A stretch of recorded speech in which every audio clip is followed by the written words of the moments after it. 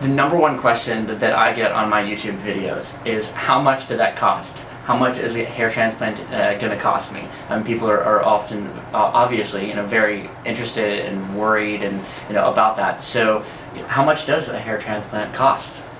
I think the best way to approach that answer, and I will answer it directly, of course, is to, again, getting back to the consultation and talking to the patients and explaining to them, listen, although I don't want to sound insensitive to the fact that there will be budgetary concerns, and I know that it's a lot of money, etc.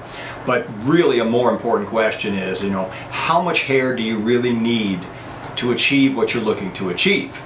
Not, hey doc, how much can you do for this? I think the mindset really needs to be changed on that a little bit, and what we're looking to do is a cosmetic procedure where we reach your result.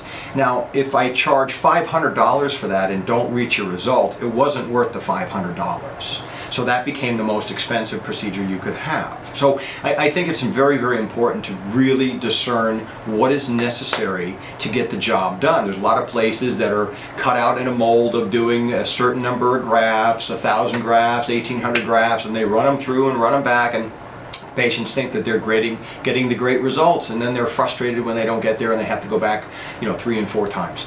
So I think the real issue is discern and define clearly, how much do you really need? How much hair do we need to move to accomplish this? To simply answer your question, as my prices start, I have 5 different pricing stages depending on the amount of loss that is there and how much is needed. We start at $6,200 and it goes up from there.